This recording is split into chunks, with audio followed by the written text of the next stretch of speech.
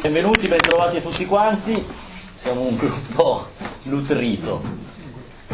Inauguriamo oggi questo seminario di cui abbiamo fatto un'introduzione, alcuni tra voi erano presenti anche all'introduzione, articolato in 10 incontri di martedì dalle 21 alle 23 circa.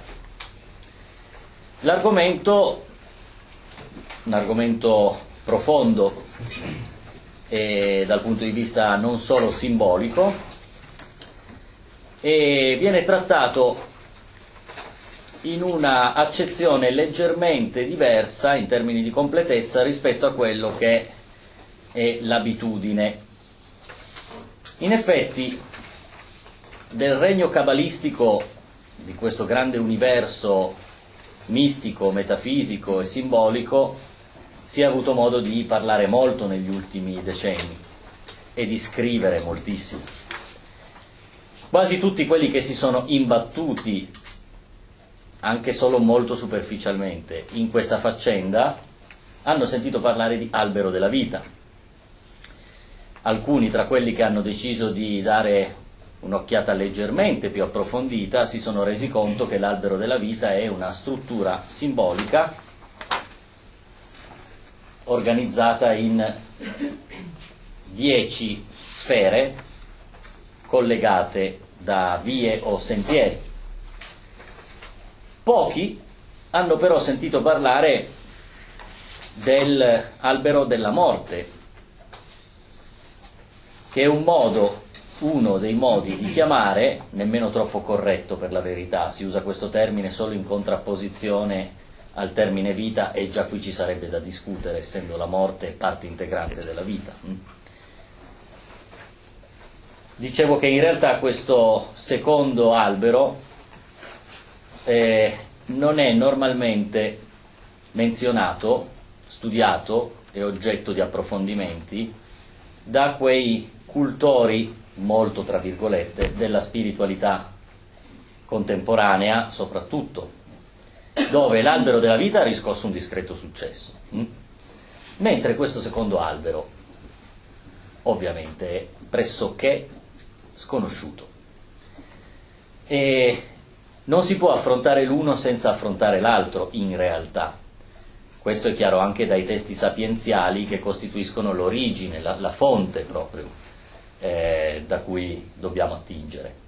Quindi in questo percorso noi ci affacceremo su entrambe queste dimensioni e scopriremo anche che è probabile che i motivi che hanno fatto sì che questo secondo albero sia stato escluso dagli studi anche superficiali o dalle proposte spesso commerciali della spiritualità contemporanea, il motivo, dicevo, è che sconfina e rappresenta proprio le radici in quella profondità che è intrisa di tenebra, che è intrisa della matrice oscura da cui si originano tutte le cose. E quando si chiamano in causa anche solo termini come morte, tenebra, squilibrio, ovviamente sembra che tutti i neospirituali di oggi vogliano tenersi a debita distanza da queste dimensioni.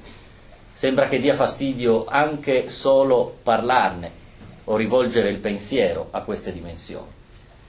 Ma noi abbiamo imparato attraverso le nostre esperienze che tutto quello che tu fai uscire a calci dalla porta rientrerà dalla finestra. Quindi tanto vale averci a che fare, perché una medaglia si presenta con due facce. C'è poi la famosa terza faccia della medaglia, che è il taglio.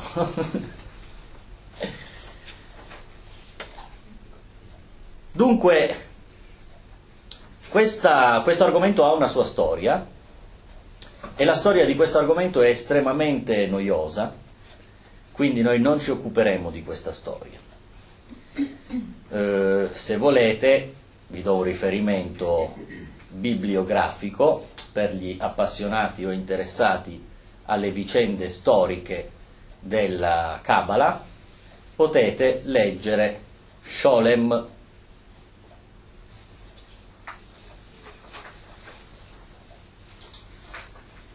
Sholem. Il libro si intitola La Cabala, semplicemente, è un volume molto corposo che racconta la storia di questi testi, dei suoi autori di riferimento, date, luoghi e molti particolari. Ovviamente questo noi lo teniamo debitamente fuori dai nostri percorsi, perché il succo della faccenda è molto più interessante, quindi noi entreremo direttamente nella dimensione simbolica. Chiaro? Dunque, le origini di questo aspetto della cultura ebraica che va sotto il nome di Kabbalah sono poco note, perché per due ragioni che si legano l'un l'altra. La prima di queste ragioni è che le conoscenze esoteriche non erano appannaggio di chiunque, ovvio.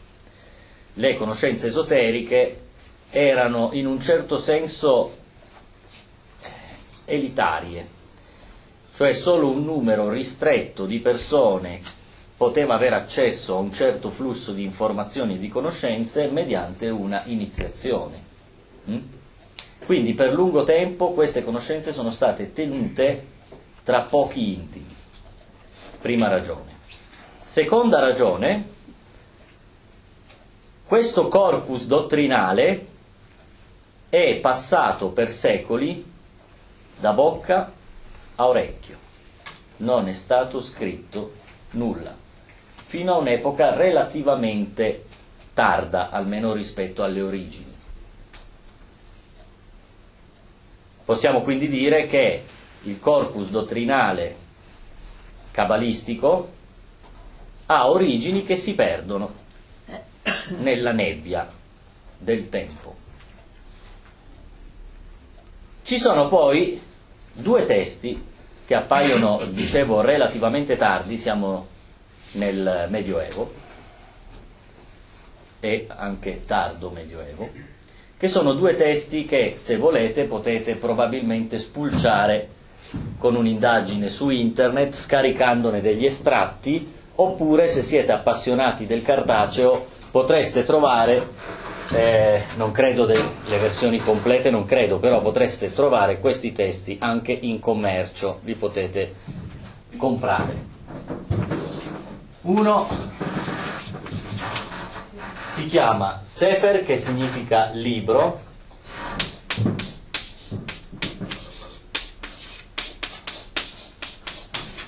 Ha-Zohar, scritto Zohar, Z-O-H-A-R. Questa parola significa splendore. Questo quindi è il libro, Sefer, dello splendore, Zohar. Ok? L'altro testo è chiamato Sefer, sempre libro,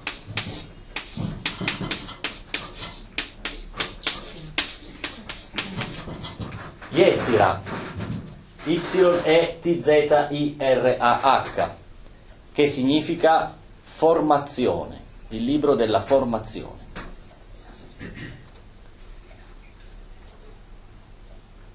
Si tratta di testi,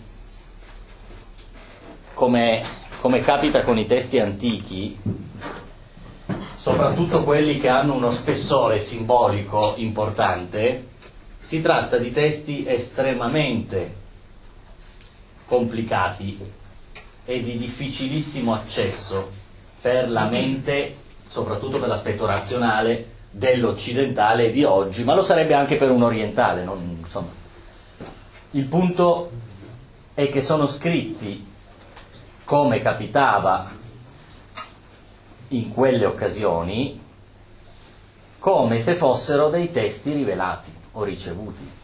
Quindi il linguaggio è tutto simbolico. La sorgente, il logos, possiamo dire, no? Di questi testi non è razionale, non è la prosa che usiamo noi per intenderci. appartiene a un altro ordine di dimensione della comunicazione. E pur essendo una comunicazione verbalizzata, nel senso che appare in forma scritta, si scontra con e recede ad ogni tentativo della nostra mente di capire. E qui veniamo subito a un punto, secondo me, importante, che costituisce una delle premesse fondamentali dello sviluppo del nostro lavoro. È una premessa che mi è capitato di fare anche in molte altre occasioni, visto che spesso mi trovo a trattare l'argomento simbolico. Ogni razionalizzazione dei simboli è una violenza ai simboli.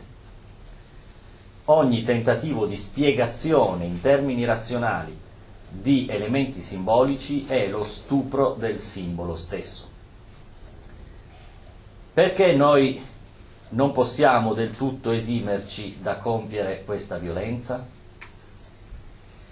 Per ovvie ragioni. Noi abbiamo fatto della ratio lo strumento per eccellenza del nostro rapporto di indagine nei confronti del mondo e anche della nostra comunicazione. Noi siamo vittime, diciamo così, dello sviluppo del pensiero, che si è dato nel corso dei secoli o dei millenni in questa forma.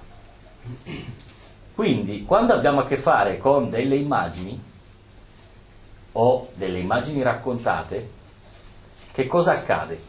Che immediatamente la nostra ratio invoca un significato. Che cosa vuol dire questo? E questo meccanismo della ricerca del significato è animato da una tentazione a cui nessuno di noi è in grado di resistere. La tentazione di pensare, anzi di credere, che dietro qualcosa ci sia sempre per forza qualcos'altro.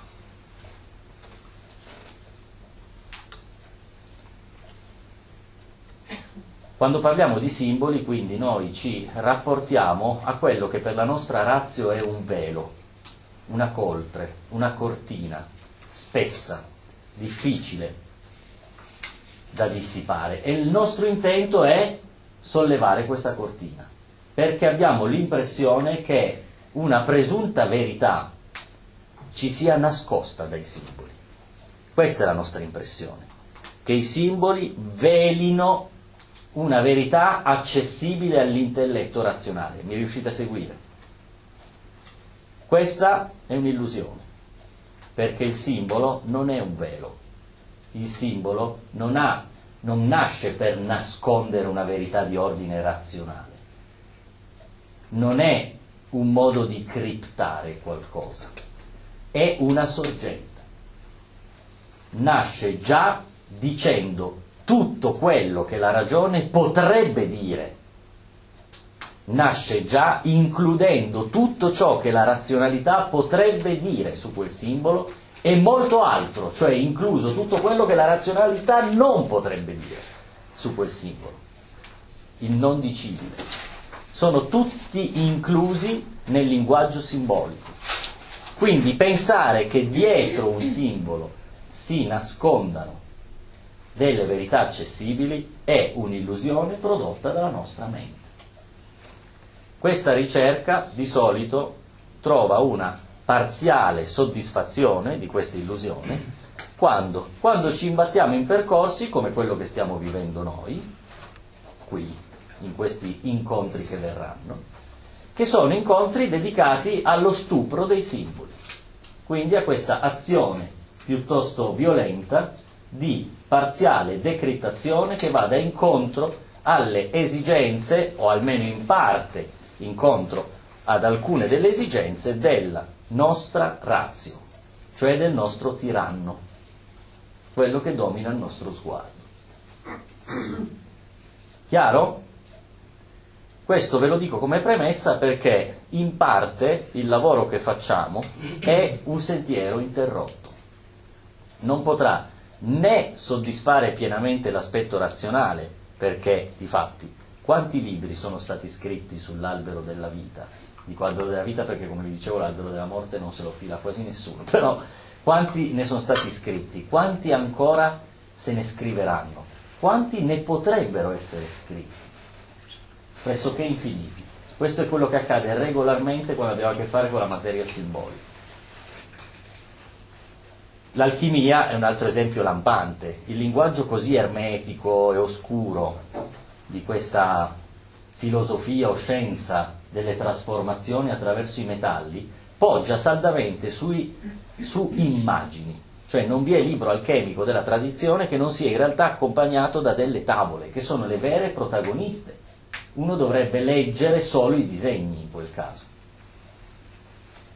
E noi a che cosa assistiamo invece? Al tentativo da parte della ratio di spacchettare l'immagine, entrare dentro, saccheggiarla e carpirne presunti segreti. Quei segreti non possono essere del tutto comunicati attraverso le parole. Parlano di sé attraverso se stessi, cioè attraverso le immagini, attraverso i simboli. Così è anche per questo vasto universo che è la Kabbalah, chiaramente. Però questo mi rendo anche conto che non può che essere un approccio iniziale, quello cioè di usare la ratio per entrare a contatto con i simboli, perché la sete che ha la nostra mente di sapere ci mette nelle condizioni, in questo caso, di fare dei piccoli passi che risveglino quella parte che forse in noi esiste ancora, che è in grado di sostare con fiducia presso l'immagine, cioè che è in grado di affidarsi al simbolo, senza le pretese di decrittazione. In quel caso lasciando quindi che il simbolo agisca sulla psiche, anziché essere la psiche ad agire sul simbolo. In quel caso il lavoro somiglierebbe più all'originale, cioè all'intento originale. Sono riuscito anche qui a spiegarmi. Quindi è vero che questo lavoro di violenza che noi attuiamo qui sul simbolo è un lavoro apparentemente destinato a infrangersi come l'onda sullo scoglio, ma allo stesso tempo costituisce quella, sebbene precaria, possibilità di intraprendere un percorso che magari, forse, un domani, potrebbe metterci a contatto con la dimensione simbolica nel modo corretto, e per corretto intendo dire lasciando che sia il simbolo a stuprare noi e non viceversa, lasciando che sia il simbolo a penetrare e fecondare la coscienza e non viceversa. Mi sono spiegato? C'è ancora qualcosa da dire su questo tema della ricerca del vero celato dietro i simboli. Come vi dicevo, i simboli non sono dei veli, anche se apparentemente si presentano così. Non hanno l'intento di nascondere una, due, tre o cinque cose. Ciò che il simbolo esprime è infinito, è una sorgente, e la sorgente per sua natura continua a far fluire continuamente dei contenuti. Vi è stato un lungo percorso di secoli che è partito da questi testi, il Sefer HaZohar e il Sefer Yetzirah, e che ha visto per protagonisti degli esegeti. Come al solito si tratta degli interpreti dei testi simbolici. E questi interpreti hanno attivato, diciamo così, diverse correnti. Uno interpreta tutta questa simbologia in termini puramente mistici. Un altro interpreta questa simbologia in termini metafisici, filosofici. Un altro ancora può interpretare tutta questa simbologia applicandola alla psiche, come può aver fatto Jung, per esempio. Un altro ancora potrebbe tradurre tutta questa simbologia in chiave fisiologica. Nessuna è più vera di un'altra. Nessuna di queste possibili strade ha una ragion d'essere superiore ad un'altra. Coesistono e tutte hanno lo stesso, diciamo, diritto di cittadinanza. Il fatto è che il simbolo è in grado di produrre più strade possibili di quante noi, esegeti o semplici studiosi degli esegeti, siamo in grado di costruirne, scoprirne e soprattutto percorrerne. Chiaro? Quindi il patto che facciamo, di solito facciamo un patto, no? All'inizio di ogni seminario, anche in questo caso facciamo un patto. Il patto che facciamo è rinunciare all'idea di verità. Questo farebbe bene non solo in un caso come quello che stiamo trattando, ma questo farebbe bene in generale. La rinuncia all'idea di verità, non dico veridicità, che è tutto un altro paio di maniche. Parlo di verità come concetto e soprattutto di verità come valore. Per permettere a qualunque opzione, se è derivata dal simbolo e non da una sua interpretazione, di esistere. Spesso, come capita ai più raffinati studiosi delle dottrine orientali, si scopre che il velo di Maya non ha nulla da velare.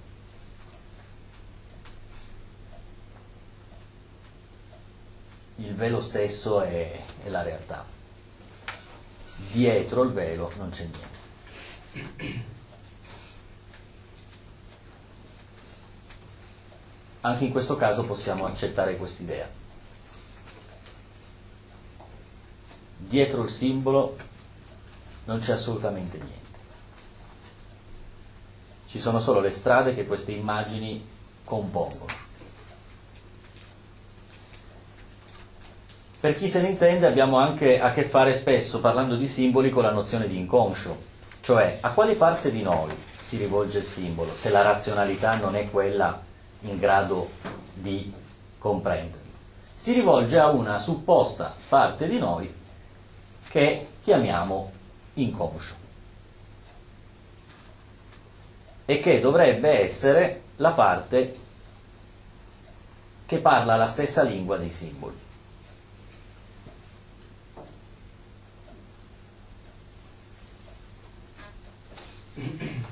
È difficile parlare dal punto di vista conscio di qualcosa come l'inconscio, visto che è una teorizzazione di un vasto bacino su cui tecnicamente non potremmo dire una sola parola.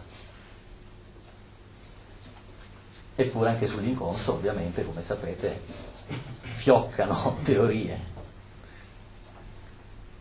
L'immagine che mi viene in mente è spesso quella dell'iceberg, la cui punta dalla superficie in su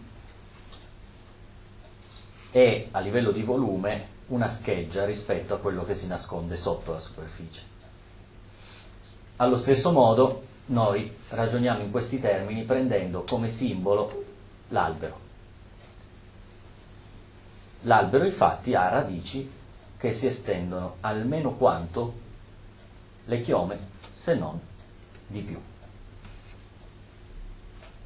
Quello che noi non vediamo dell'albero è tutto ciò che consente a quello che vediamo dell'albero di esistere, di continuare a vivere, di sostenersi in piedi, ed è quello che noi non vediamo dell'albero, cioè la parte in ombra o la parte oscura. Ed è anche ovvio che ogni seme che diventerà un albero inizia il percorso che lo porterà a diventare un albero dalle radici.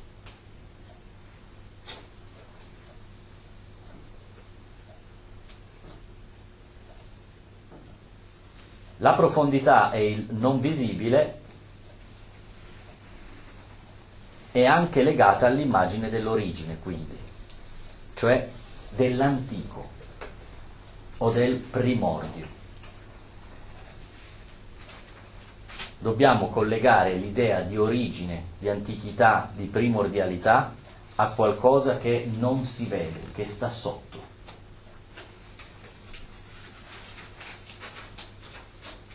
Quello che invece vediamo è l'effetto o la conseguenza del lungo lavoro sotterraneo.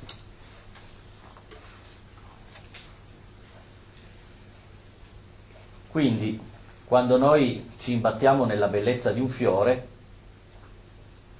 non limitiamoci a benedire la luce del sole che consente la spettacolare manifestazione e aprirsi dei colori e dei profumi di quel fiore. Ricordiamoci di benedire anche le tenebre della terra che ospitano le radici che sostengono quel fiore. Ecco perché albero della vita e albero della morte. Senza queste due facce il discorso è incompleto e va a soddisfare solo quella parte di noi che in cerca di difese, consolazioni, sedativi,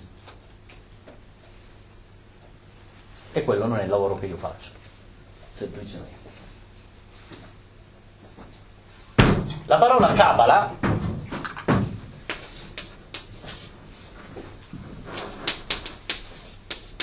ha questa origine, Q-E-B-E-L, Kebel,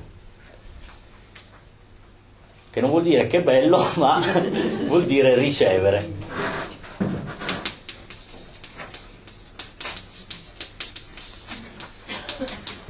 Ricevere. Abbiamo parlato di conoscenze che sono sorgenti, cioè possiamo dire di logos. Come spesso accade, quando ci imbattiamo in testi di questo tipo, si chiama in causa una ricezione, cioè testi ricevuti, si chiama in causa una ricezione che antichi saggi avrebbero avuto di questi testi da una fonte non di questo ordine di cose, cioè appartenente a una ipotetica dimensione ultraterrena, chiamatela spirituale o, come la chiamavano loro, divina. Adesso a noi non interessa, perché se no tradiamo la nostra premessa, l'accertamento di ma che è questa fonte, cioè questo piano. È il divino, è l'inconscio collettivo, è l'elemento spirituale, gli alieni, chi se ne frega? Non importa. Quello che conta è, sono arrivati dei testi che sono stati passati da chi li ha ricevuti da bocca a orecchio. La parola Kabbalah, che viene da questo termine, QBLH, si traduce normalmente come dono, cioè qualcosa che si riceve e che si offre. In fondo qualcosa che passa.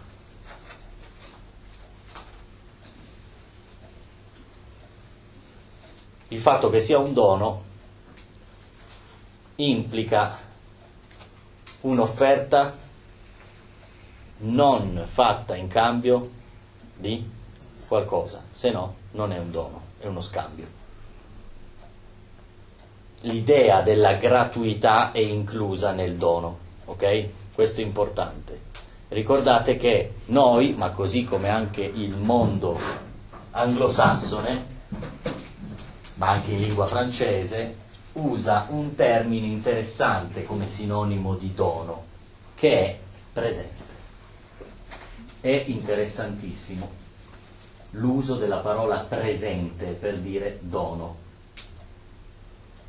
perché nonostante sia qualcosa che è stato ricevuto in chissà quale epoca, il suo passare, il suo continuare la trama di chi offre e chi riceve, lo rende eternamente presente e disponibile. Ok?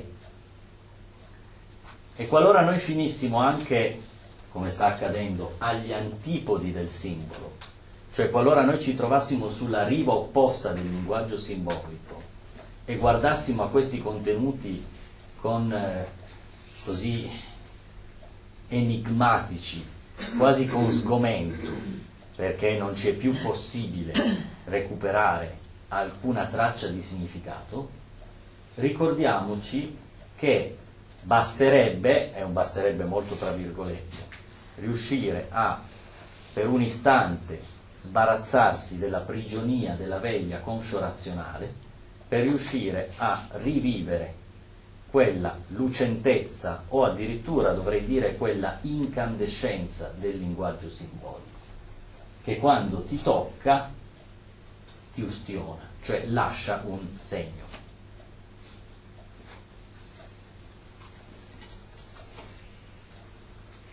Per traslato, la parola Kabbalah, quindi, siccome ha origine da un termine che significa ricevere e viene tradotta come dono, l'uso più corrente per tradurre la parola Kabbalah è ovviamente tradizione. La tradizione è la trama del continuo passaggio di conoscenza, di gnosi, nel tentativo di conservarla più fedelmente possibile vicina al suo originale. Anche se questo poi non sempre accade, anzi, quasi mai. Allora, abbiamo chiamato in causa proprio l'albero e dobbiamo partire da questo simbolo. Si può dire che l'albero sia un archetipo anziché un simbolo? Sì, ovviamente si può dire che l'albero abbia statura archetipale. I simboli possono variare nella percezione a seconda dello spazio e del tempo. Il valore archetipale dei simboli è invece quel contenuto che rimane in un certo modo universale. Intendo dire, per farvi un esempio, che alcune culture percepiscono nel serpente un simbolo altamente positivo, un veicolo della divinità. È il caso dell'India, è il caso della Cina, per esempio. Ma lo stesso simbolo, il serpente, magari a contatto con altre culture non viene immediatamente percepito in quel modo, viene percepito addirittura nel modo opposto, cioè negativamente. E l'aspetto archetipale del serpente è proprio quello, cioè è lo stesso che fa sì che quello che in alcune culture è percepito positivamente, in altre è percepito negativamente. Quindi è lo scheletro, possiamo dire, o l'intelaiatura dei simboli. Per esempio, il serpente cambia la pelle. Questo è un tratto del serpente che aveva colpito molto l'immaginario dell'uomo, perché nel deporre la pelle sono incluse le simbologie del rinnovamento, della longevità e dell'eternità, addirittura dell'immortalità. Quindi, in culture che hanno una percezione fluida o circolare del tempo, il serpente diventa un simbolo altamente positivo dello scorrere delle cose. Mentre in culture che hanno molto a cuore la stabilità, il conservare un certo grado di immobilità, si diffida del cambio della pelle. Viene percepito come qualcosa da cui diffidare. Provate a coglierlo intuitivamente questo. O il veleno che può uccidere, ma se trattato in un certo modo o con altri dosaggi può renderti immune da quel veleno. E in molte farmacologie antiche il veleno dei serpenti è un farmaco. Quindi lo stesso veleno del serpente è un altro tratto che in un certo ambiente o in certi ambiti culturali potrebbe portarmi a leggere positivamente, cioè come cura, come farmaco, quel simbolo, oppure negativamente come morte, portatore di morte. Capite? L'albero, dicevo, è un archetipo ed è innanzitutto l'archetipo della connessione tra l'alto e il basso. Quasi tutto ciò che appartiene alla simbologia dell'albero riposa innanzitutto su questo aspetto. È la colonna vertebrale che mette in comunicazione i mondi superiori con i mondi inferiori. Troviamo alberi sacri o mitici in quasi ogni cultura.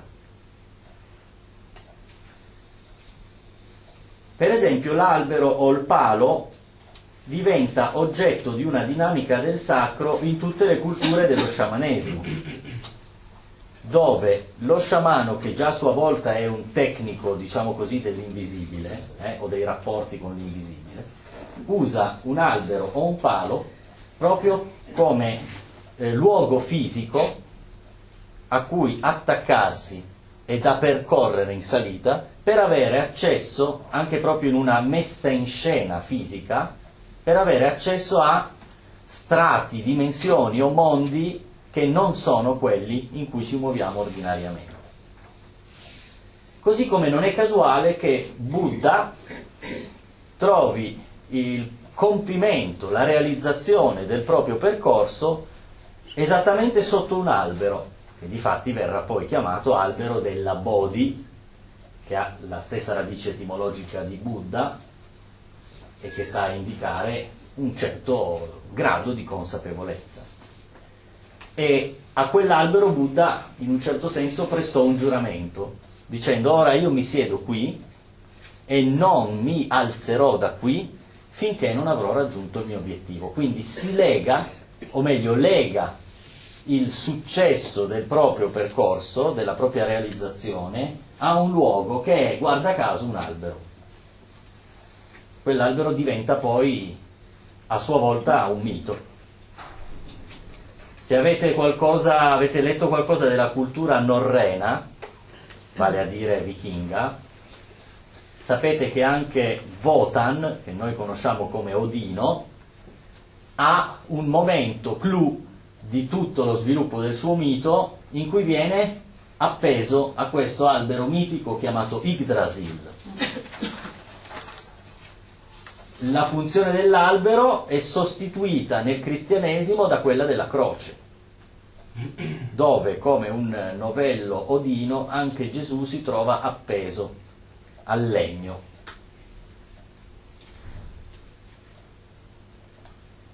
E poi in molti miti l'albero del mondo è lo strumento che consente agli uomini o ad altri esseri di salire su fino al regno degli dei o di scendere anche sotto, attraverso le radici, in altri regni sotterranei,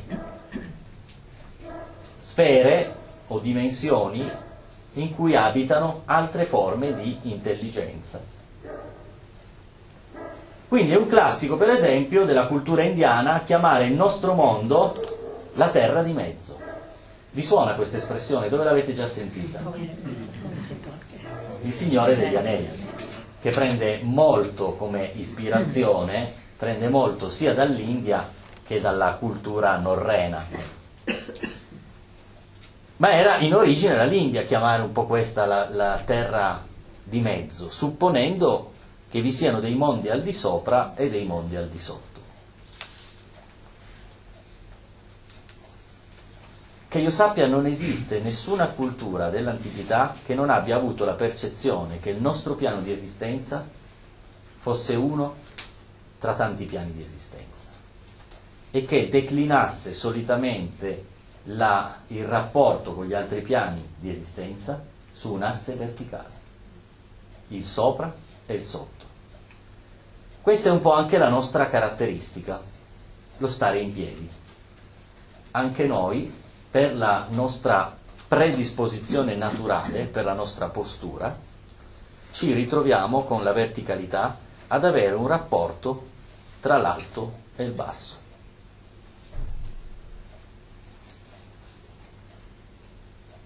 Anche la cultura cabalistica non fa eccezione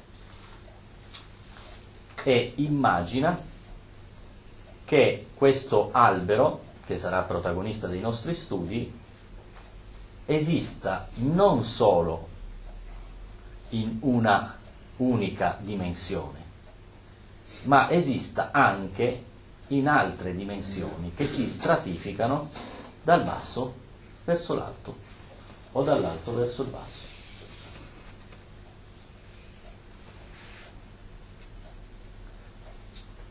Molte delle culture dell'antichità ci hanno proposto una visione di questo tipo. O il nostro mondo è il centro, a partire dal quale si irradiano come cerchi concentrici altri mondi, e quindi questa visione dell'alto-basso è letta in realtà come centro-periferia. Mi allontano dal centro o mi avvicino al centro. Quindi o troviamo l'uomo o la nostra terra al centro e poi altri mondi all'esterno, o viceversa, troviamo noi alla periferia e il mondo divino al centro, quindi ci si deve avvicinare al centro.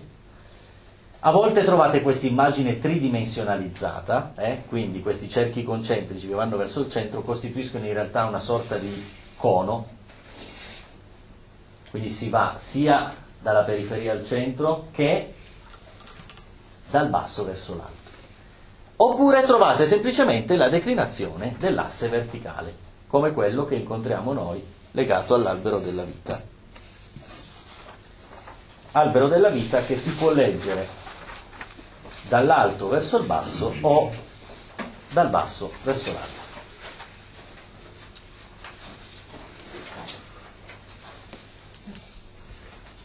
Se lo leggo dall'alto verso il basso,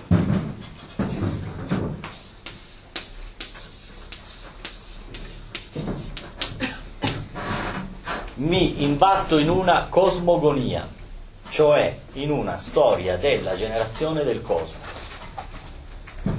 Se lo leggo dall'alto verso il basso, sto dicendo che troviamo le tappe che dal creatore portano fino a qui e volendo anche oltre.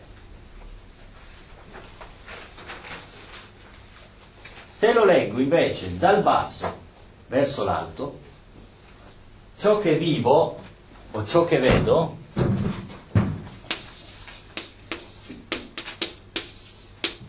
è un percorso mistico, cioè un percorso di graduale avvicinamento dell'uomo al divino, per tappe anche in questo caso.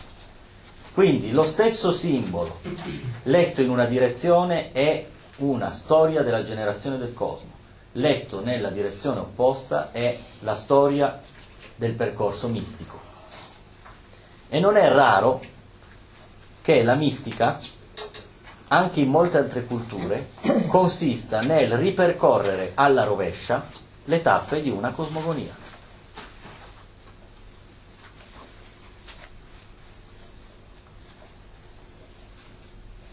Vedete quanto già in questa visione verticale, che ha un inizio, Dio, e ha un finale, per adesso non indaghiamo, che è il nostro piano di esistenza, ci siano già tutte le tipiche visioni pregiudiziali che l'Occidente ha sviluppato a partire da un certo punto. Chi è che ha bisogno di un inizio, se non la logica? La razio. Siccome ciascuno di noi è sospeso tra due punti di domanda, il mistero, o meglio il nulla, di ciò che eravamo prima di nascere o prima del concepimento, se vogliamo includere anche la gravidanza, la gestazione, no? Nel percorso di vita, e l'altro punto di domanda, ciò che saremo dopo la morte. Siccome siamo sospesi tra questi due punti di domanda, noi percepiamo la nostra singola esistenza come un segmento. E un segmento ha un inizio e una fine. L'imporsi graduale della razio segue questo filone ed esige che ogni cosa abbia una sua causa, una sua origine, quindi un creatore o una creazione. Ripeto, è un'esigenza soprattutto della nostra razionalità. Perché? Perché io guardo delle pietre in montagna, magari trovo i fossili di conchiglie sulle Dolomiti, e poi scopro che vi sono altri mondi, altri pianeti proprio, e mi chiedo, ma questa roba da dove viene? Quello che chiamiamo materia, che appartiene alla sfera che chiamiamo natura, che origine ha? Da dove viene? Sono obbligato a postulare innanzitutto per me stesso un'origine. Come io non c'ero prima, eppure il mio corpo si fa sentire o si sente, così anche questo grande corpo che ci ospita forse non c'era prima e ora si vede e si sente. Se arrivo a postulare l'idea di inizio, naturalmente arriverò a postulare l'idea di fine. Le cose che hanno una nascita hanno anche una morte. Quindi nella nostra percezione del tempo, il segmento, questo tipico poi delle culture che approdano e influenzeranno quello occidentale, il segmento è una Genesi e una Apocalisse, un giorno del giudizio. Anche le Sacre Scritture mantengono questo impianto. L'Antico Testamento si apre con Genesi, il Nuovo Testamento si chiude con l'Apocalisse. In mezzo lo sviluppo del discorso chiamato esistenza, cioè del Logos. Ma nulla ci vieta di pensare, anche qui con un altro ragionamento che si appoggia saldamente alla ragione, sebbene ne contraddica alcune esigenze, nulla ci vieta, dicevo, di pensare che nessuna cosa ha avuto inizio e nessuna cosa abbia una fine. E se il tempo fosse un cerchio, come dicono in Oriente, in una circonferenza ciascun punto può rappresentare contemporaneamente l'inizio e la fine della circonferenza.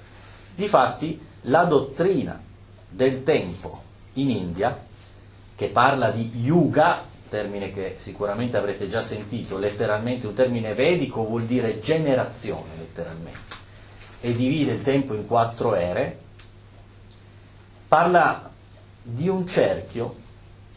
A conclusione dell'ultimo yuga ricomincia il primo yuga. E questa storia da quanto va avanti? Da sempre. E per quanto andrà avanti? Per sempre. Quindi non c'è un inizio e non c'è una fine. Cioè esiste un inizio e una fine all'interno del cerchio, ma la dinamica di primo yuga, secondo yuga, terzo yuga, quarto yuga, pralaya, cioè questa notte, e poi di nuovo primo yuga, secondo yuga, questa dinamica qui esiste da sempre ed esiste per sempre.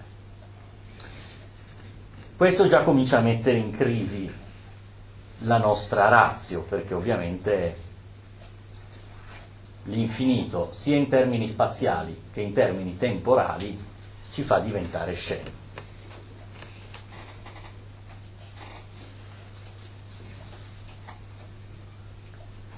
La nostra indagine quindi si compie sia sull'albero della vita,